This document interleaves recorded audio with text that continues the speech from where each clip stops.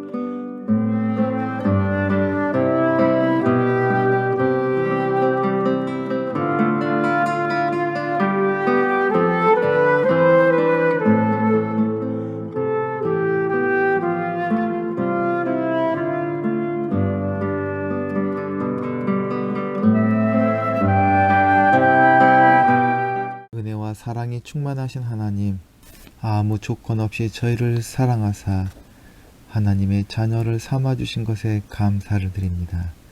지금까지 살아온 시간이 하나님의 선물이며 은혜임을 고백합니다. 오늘 예배 가운데 그 은혜와 사랑을 감사하며 찬양할 수 있도록 저희를 인도하여 주옵소서. 긍휼이 풍성하신 주님, 저희의 마음을 엽니다. 상한 심령을 주님께 드립니다. 주님의 크신 선하심을 따라 사랑을 베풀어 주시고 풍성한 사랑하심을 따라 저희 죄를 제거하여 주옵소서. 주님의 말할 수 없는 사랑으로 저희가 지은 죄에서 자유케 하시고 저희가 받아 마땅한 징벌로부터 구해 주시옵소서. 모든 어둠의 행실에서 구하시고 영과 육의 모든 더러움을 씻겨 주시옵소서. 그리하여 때가 이를 때 정결한 마음과 생각으로 오직 한 분이신 참되신 하나님을 따르게 하여 주시옵소서. 코로나19 전염병으로 인한 어려움과 저희 안에 있는 갈등과 미움으로 삶이 날로 힘들고 어려워지고 있음을 기억하여 주시옵소서. 서로를 돌아보는 마음을 허락하시고 이 땅의 지도자들에게 지혜와 사랑을 더하여 주셔서 하늘의 생명이 이 나라 가운데 이루어지게 하옵소서. 주님께서 세우신 교회가 혼탁한 세상 가운데 빛과 소금의 역할을 감당할 수 있도록 도와주시옵소서. 자기를 부인하고 십자가를 지고 주님을 따라감으로 오직 예수님만 드러내는 교회가 되게 하옵소서. 소유하기보다 나누기를 즐거워하는 성도들이 되게 하시고 강요하기보다 곁을 내어주는 사랑의 사도들이 되게 하옵소서. 가물어 메마른 땅에 단비를 내리시듯 저희 가정마다 성령의 단비를 내리시어 사랑과 희락과 화평이 가득한 가정 되게 하시고 서로를 사랑하며 섬기는 그리스도의 모습이 나타나게 하여 주옵소서. 항상 건강하며 활기차게 번성하여 젖과 꿀이 흐르는 약속의 땅에서 승리하는 삶이 되게 하옵소서. 특별히 이 한 공동체 식구들의 간구에 응답하여 주시고 세워주신 문봉 책방소를 기억하여 주옵소서. 오늘 예배하는 모든 성도들을 성령의 매는질로 하나 되게 하시사 평강과 행복을 공유하는 공동체로 아름답게 세워져 가게 하옵소서. 우리 구주 예수 그리스도의 이름으로 기도하옵나이다. 아멘.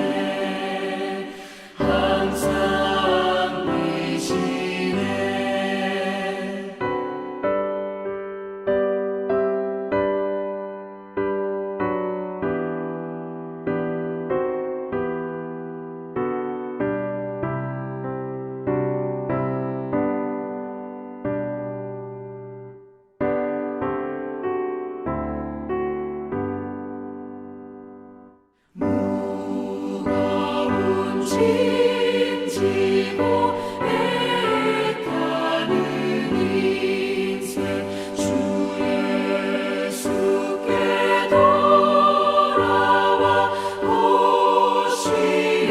보시어라.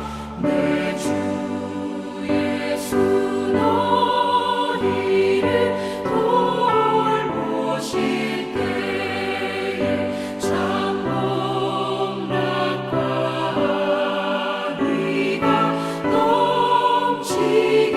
넘치겠네. 주 널 위해 비네. 주 널 위해 비네. 주 널 위해 비네. 항상 비시네.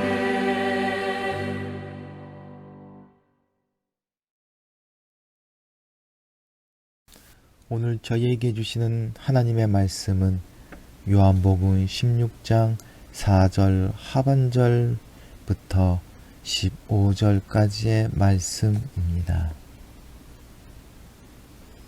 또 내가 이 말을 처음에 하지 않은 것은 내가 너희와 함께 있었기 때문이다. 그러나 나는 지금 나를 보내신 분에게로 간다. 그런데 너희 가운데서 아무도 나더러 어디로 가느냐고 묻는 사람이 없고 도리어 내가 한 말 때문에 너희 마음에는 슬픔이 가득 찼다. 그러나 내가 너희에게 진실을 말하는데 내가 떠나가는 것은 너희에게 유익하다. 내가 떠나가지 않으면 보혜사가 너희에게 오시지 않을 것이다. 그러나 내가 가면 보혜사를 너희에게 보내주겠다. 그가 오시면 죄와 의와 심판에 대하여 세상의 잘못을 깨우치실 것이다. 죄에 대하여 깨우친다고 함은 세상 사람들이 나를 믿지 않기 때문이요. 의에 대하여 깨우친다고 함은 내가 아버지께로 가고 너희가 나를 더 이상 못 볼 것이기 때문이요. 심판에 대하여 깨우친다고 함은 이 세상의 통치자가 심판을 받았기 때문이다. 아직도 내가 너희에게 할 말이 많으나 너희가 지금은 감당하지 못한다. 그러나 그분 곧 진리의 영이 오시면 그가 너희를 모든 진리 가운데로 인도하실 것이다. 그는 자기 마음대로 말씀하지 않으시고 듣는 것만 일러주실 것이요. 앞으로 올 일들을 너희에게 알려주실 것이다. 또 그는 나를 영광되게 하실 것이다. 그가 나의 것을 받아서 너희에게 알려주실 것이기 때문이다. 아버지께서 가지신 것은 다 나의 것이다. 그렇기 때문에 내가 성령이 나의 것을 받아서 너희에게 알려주실 것이라고 말한 것이다. 아멘.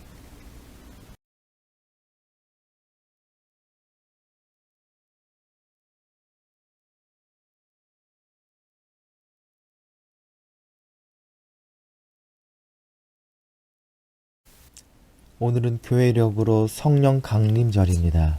부활절로부터 50일째 되는 날을 교회는 성령 강림절로 지켜왔습니다.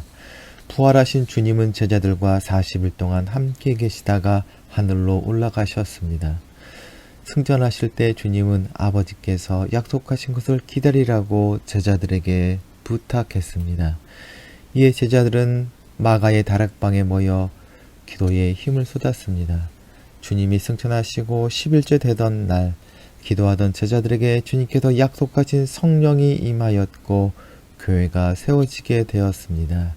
성령 강림절은 이 사건을 기념하는 날이며 특별히 교회의 생일이라고 할 수 있습니다. 대림절, 성탄절, 주연절, 사순절, 부활절에 비해 성령 강림절 절기는 깁니다. 1년 52주 중 27번 정도의 주일이 성령 강림절 절기에 속합니다. 이 주일의 명칭은 성령 강림 후 몇 주라고 이름이 붙여집니다. 교회력은 기본적으로 주님의 생애 주기에 맞추어져 있습니다만 교회력의 절반 가까이를 성령 강림 절기로 지키는 것은 온전한 교회로 우리가 세워지기 위해서는 성령님의 도우심이 절대적이기 때문입니다. 주님의 몸된 교회가 어떤 정체성을 가지고 살아가야 할지, 무엇을 바라보며 살아야 할지를 함께 묵상해보는 시간을 오늘 갖고자 합니다. 본문을 통해서 성령님께서 어떤 도움을 주시는지, 성령님의 인도하심을 받아 살아가는 삶은 어떤 삶인지 살펴보고자 합니다. 1993년 12월 12일 능산리 고분군을 방문하는 관광객들을 위해 주차장 공사를 하던 중에 물 웅덩이 진흙 속에서 놀라운 보물인 백제 금동 대향로가 발견되었습니다. 크기도 컸지만 놀라운 조형미와 세밀한 조각은 세상을 깜짝 놀라게 했습니다. 더 놀라운 사실은 이 향로가 구리와 주석을 82.5대 14.35로 합금한 청동 위에 금을 10나노미터 두께로 굉장히 균일하게 입혀 만들어졌다는 것이었습니다. 이 금도금은 금칠이나 금벅으로는 절대 불가능한 기술입니다. 이 향로의 도금은 아말 도금법이란 방법으로 이루어졌다라고 합니다. 금이 수은에 잘 녹는데 이 금을 수은에 녹여서 뭉쳐서 향로 위에 바르고 100도씨 정도로 가열을 하면 수은은 다 날아가 버리고 이 향로 위에 도금되는 방법입니다. 이 기법의 원리는 잘 알고 있지만 현재에는 이 기법을 재현하기가 매우 어렵다고 합니다. 향로와 금을 하나 되게 해주는 이 수은의 역할에서 저는 성령님께서 하시는 일의 한 부분을 연상해 보았습니다. 우리가 예수님을 알고 예수님과 동행하며 예수님의 구원을 누리는 것은 우리의 능력과 지혜로 불가능하며 오직 성령님의 도우심이 절대적으로 필요합니다. 우리를 주님과 하나 되게 하는 것을 칼빈은 신비한 연합이라고 불렀으며 그 신비한 연합을 이루는 분이 성령님입니다. 금과 향로를 하나 되게 해주는 이 수은의 역할, 성령님의 모습이지만 더 중요한 것은 향로에서 수은을 찾아보기 힘들다라는 점이 성령님의 성품을 연상해 볼 수 있는 중요한 단서입니다. 여러분은 성령님이 어떤 분이신지 잘 설명할 수 있으십니까? 성부 하나님과 성자 예수님에 대해서 묵상을 하면 많은 분들이 나름의 이미지를 그리고 다른 사람들에게도 설명을 잘 해 줍니다. 그러나 성령님에 대해서는 그렇지 않습니다. 성령님에 대해서 이미지를 그리기 힘들고 어떤 분인지 설명하는 것도 쉽지 않습니다. 어느 정도냐 하면은 하나님, 예수님이라고 부르지만 많은 성도님들이 성령님을 부를 땐 반말로 성령이라고 할 때가 많이 있을 정도입니다. 많은 그리스도인들이 성령님의 이름을 많이 부르지만 성령님이 누구이신지에 대해서는 잘 모르는 경우가 많이 있습니다. 삼위일체 하나님에 대해 생각들을 정리할 때에도 성령님에 대해서는 제일 늦게 이루어졌고 수많은 성화에서도 성령님은 잘 그려지지 않습니다. 왜일까요? 핸드릭스 벌코프라는 신학자는 그 이유에 대해서 성령님의 성품 때문이라고 합니다. 성령님은 자신을 감추고 예수님을 소개하는 분이라고 설명합니다.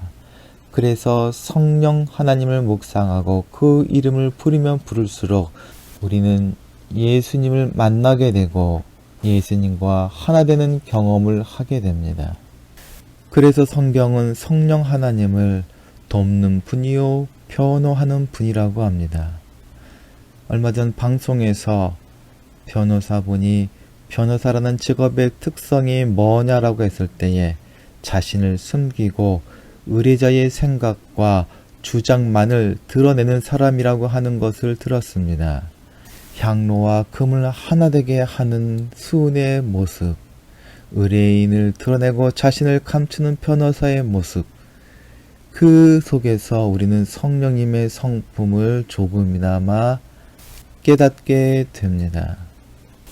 금동 향로에 금이 완전히 하나 된 것을 볼 때 수은이 사용되었다는 것을 알듯이 우리가 하나님을 사랑하게 되고 예수님과 하나 된 삶을 사는 것은 오직 성령님의 도우심 때문이었음을 깨달아 알아야 할 것입니다.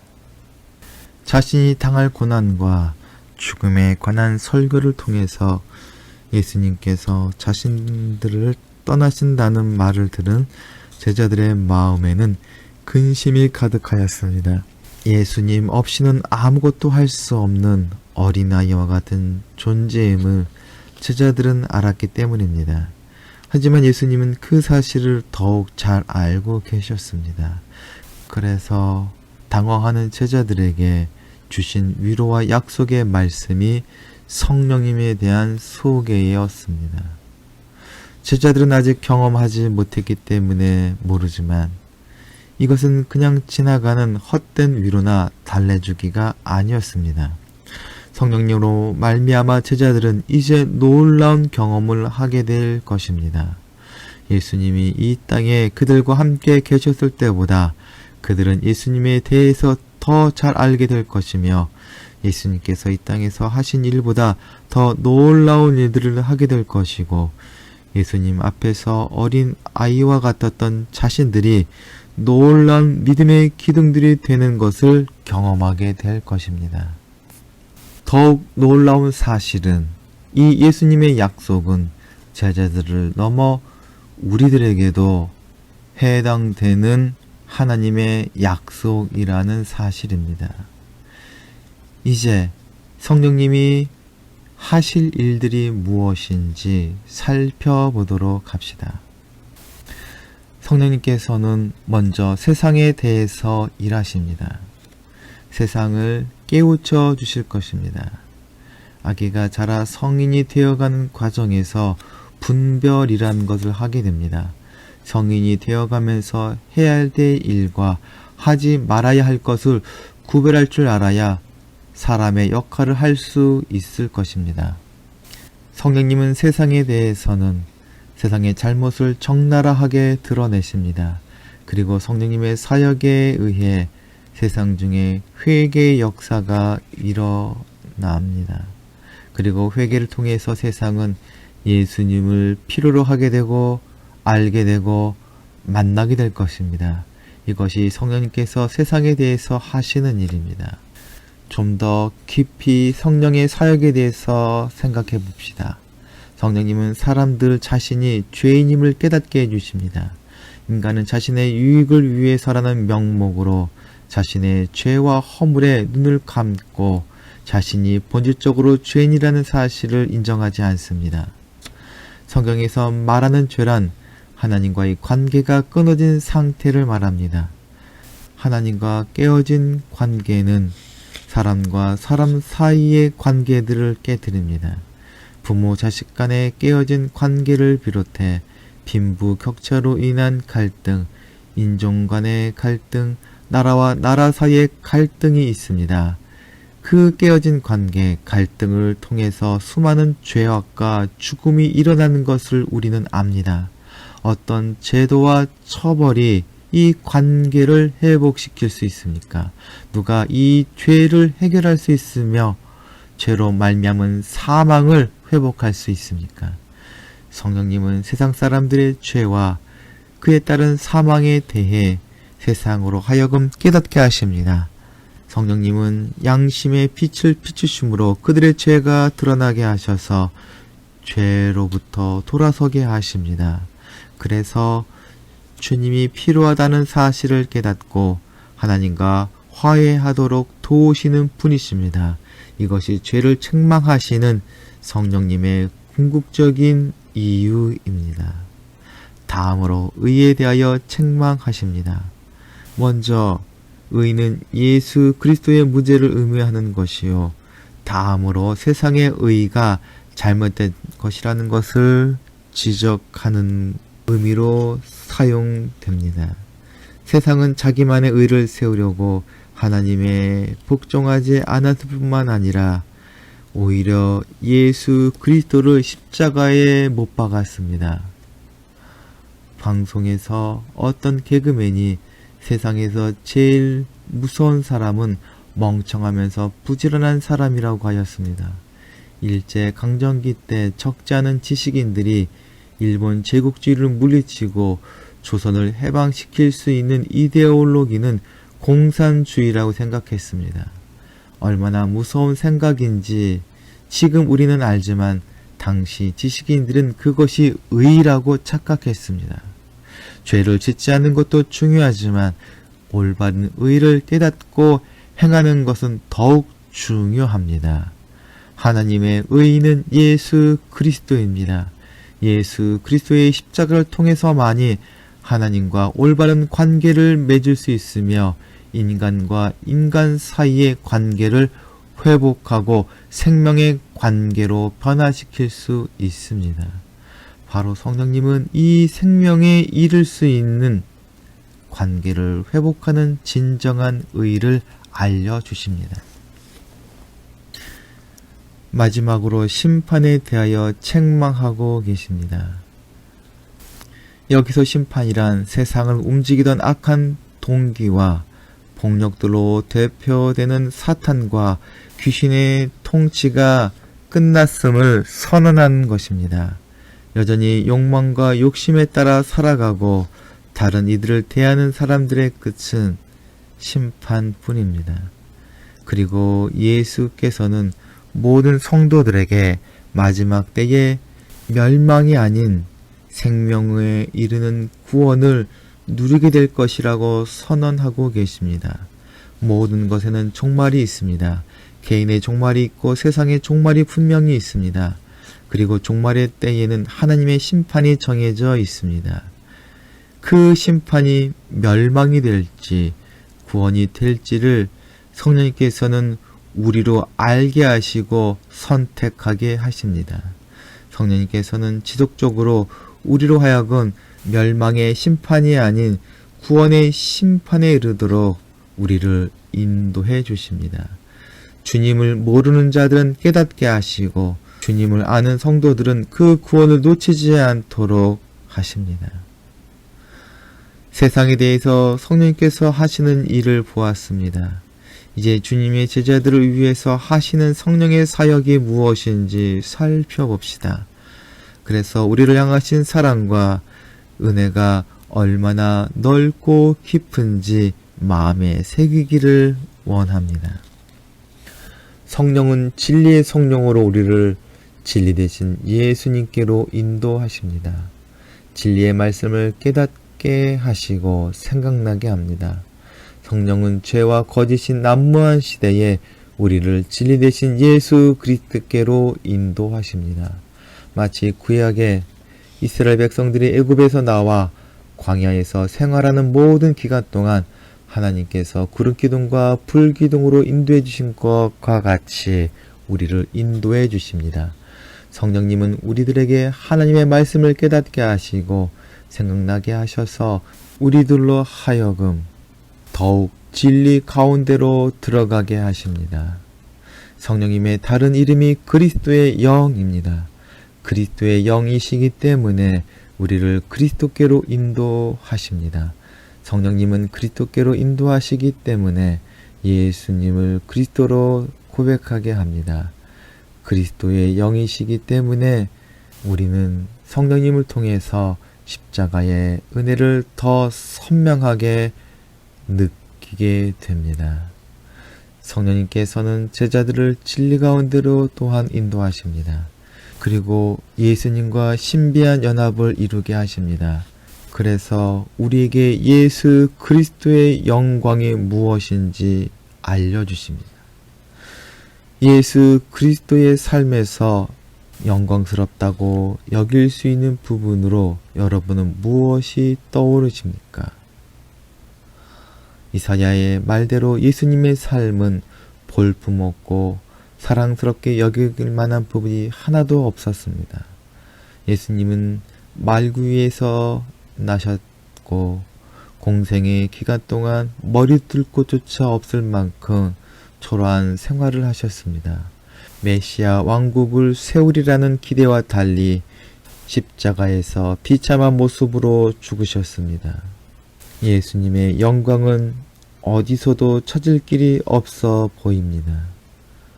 그러나 예수 그리스도의 부활에 대한 생생한 목격과 성령의 증거를 통해 예수님의 위엄과 영광은 확연히 드러나게 됩니다.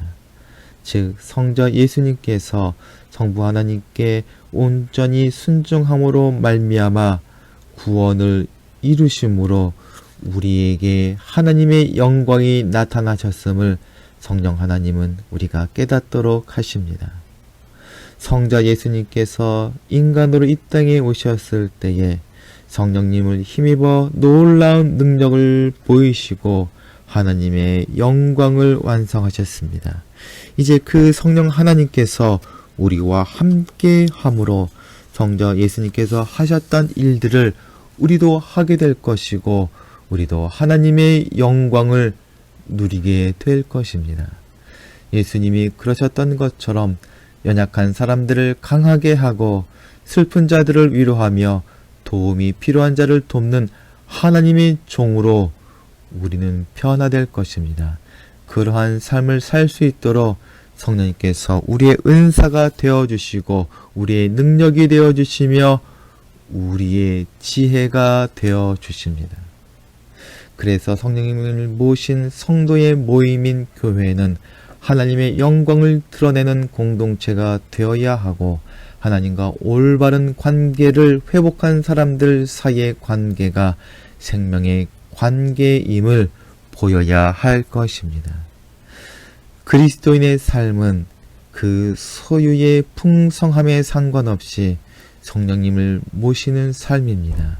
그래서 사도 바울의 말대로 세상의 부요함이 아닌 그리스도의 풍성을 누리고 보여주는 삶을 살게 됩니다. 진리의 영이신 성령님을 모신 예한 공동체 성도 여러분의 삶이 예수님을 더욱 깊이 알아가고 닮아가는 진리의 삶이 되며 세상을 생명으로 충만케 하는 생명의 삶이 되고 마지막 때에 하나님 앞에 섰을 때에 하나님과 그리스도의 영광이 되시길 소망합니다. 함께 기도하시겠습니다. 성령 하나님, 우리에게 임재하여 주셔서 우리가 진리의 길을 걷도록 인도하여 주옵소서. 주님을 깊이 알아가고 닮아가며 신비한 연합을 이루게 하여 주시옵소서. 우리가 세상을 섬길 때 주님의 영광이 우리를 통하여 나타나게 하옵소서. 우리 구주 예수 그리스도의 이름으로 기도하옵나이다. 아멘. 다 함께 공동체의 고백을 하겠습니다. 하나, 우리는 문제가 있습니다. 둘, 문제에는 끔찍한 대가가 있습니다. 셋, 하나님은 해결책을 가지고 계십니다. 넷, 그 해결책은 믿음으로 누립니다. 지금은 세상 끝날까지 우리와 함께 하시는 예수 그리스도의 은혜와 무한하신 하나님의 사랑하심과 우리를 진리 가운데로 인도하시는 성령님의 감화와 감동하심과 교통하심이 이제부터 영원까지 함께 하시기를 간절히 축원하옵나이다. 아멘.